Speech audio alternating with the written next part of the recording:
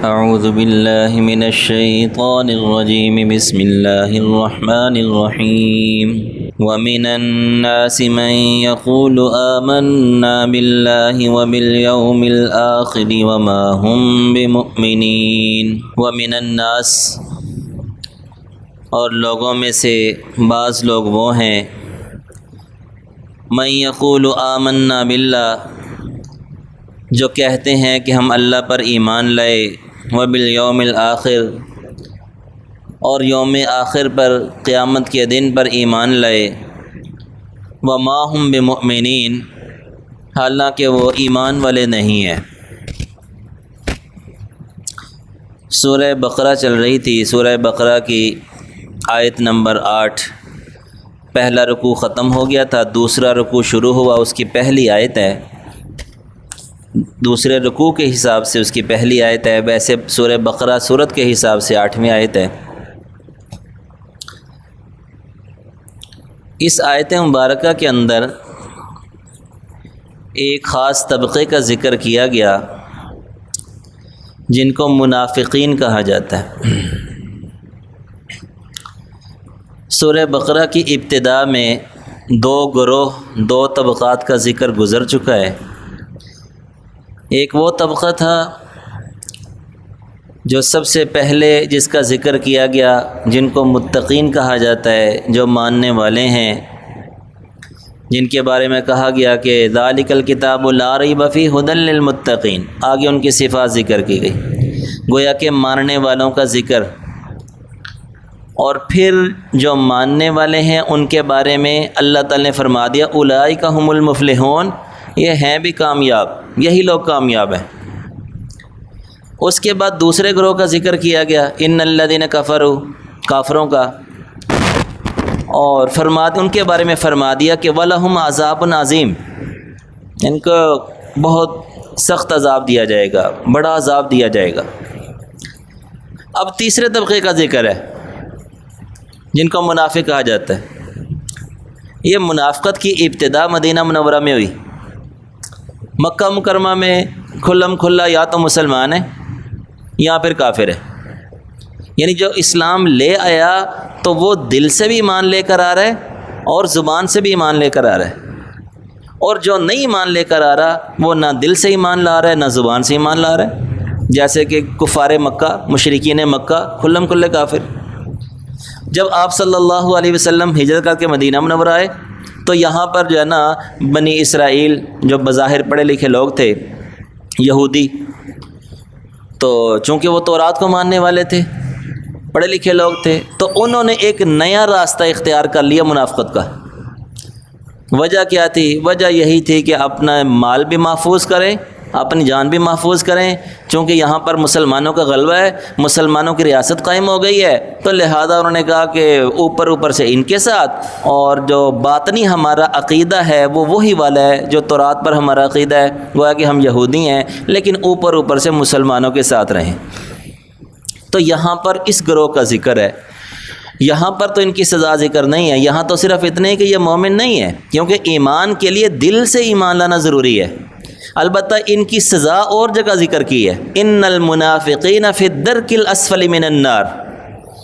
کہ منافق جہنم کے نچلے طبقے میں ہوں گے۔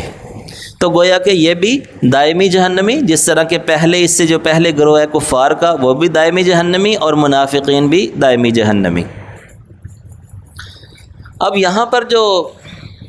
لفظ استعمال کیا گیا ہے الناس، مفسرین فرماتے ہیں کہ الناس یہ ایسا لفظ ہے کہ اس کی یہ جمع ہی آتا ہے، اس کی مفرد نہیں آتی۔ جیسے النساء، سورہ نساء بھی آپ نے سنا، قرآن پاک کا لفظ ہے۔ النساء بھی ایسا لفظ ہے، اس کی جمع ہے، مفرد نہیں ہے۔ بعض الفاظ ایسے ہوتے ہیں کہ وہ جمع میں ہی استعمال ہوتے ہیں، جیسے جہاں بھی آپ دیکھیں گے الناس ہی استعمال ہوگا، یا ایھا الناس اعبدوا ربکم، تو ومن الناس، تو یہ ایسا لفظ ہے جس کی جمع ہے، مفرد نہیں ہے۔ جبکہ بعض مفسرین کا کہنا ہے کہ یہ الناس جو ہے یہ جمع ہے، اس کی مفرد آتی ہے اناس، اور جو انسان ہے، انسان، اس کا مادہ بھی یہی ہے۔ تو گویا کہ انسان کو جو انسان کہتے ہیں، اب اس میں دو قول ہیں، یا تو یہ انسان نسیان سے ہے، کہ نسیان کا معنی بھولنا، تو انسان جو ہے وہ بھی بڑا بلکھڑ ہے کہ اس کے اندر بھولنے کا مادہ زیادہ ہے، تو لہذا نسیان سے انسان نکلا ہے۔ یا پھر انسان نکلا ہے اناس سے، جو الناس کا مفرد ہے، وہ ہے کہ اناس کیا کہ مانوس ہونا، تو یہ انسان ایک ایسی مخلوق ہے کہ یہ تنہا نہیں رہ سکتے، تنہائی میں وحشت محسوس کریں گے، یہ مل کر ہی رہ سکتے، یہ ایسی مخلوق ہے، اس کے اندر انس ہے۔ تو گویا کہ یہ دو قول ہیں مفسرین کے۔ تو وَمِنَ النَّاسِ یہاں پر ذکر کیا گیا، وَمِنَ النَّاسِ یہ من تبعیضیہ اس کو کہتے ہیں کہ لوگوں میں سے بعض لوگ، ان کا یہ شیوا ہے، ان کا یہ طریقہ ہے کہ وہ کہتے ہیں مَن یقول آمنا باللہ وبالیوم الآخر، کہ وہ ایمان لائے، وہ کہتے ہیں کہ ہم ایمان رکھتے ہیں اللہ پر اور یوم آخرت پر۔ دوسری جگہ پر اللہ پاک نے ذکر کیا ہے کہ یہ جو منافق تھے نا، وہ آ کے قسمیں اٹھاتے تھے، قالوا نشہد انک لرسول اللہ، قسم اٹھا کے کہتے تھے کہ ہم شہادت دیتے ہیں کہ جو ہے نا آپ اللہ کے رسول ہیں۔ تو اللہ تعالیٰ فرماتے ہیں واللہ یعلم انک لرسول، کہ اللہ جانتا ہے کہ آپ واقعی اللہ کے رسول ہیں، اور اللہ تعالیٰ یہ بھی گواہی دیتا ہے کہ ان المنافقین لکاذبون، کہ منافق یہ جھوٹے ہیں،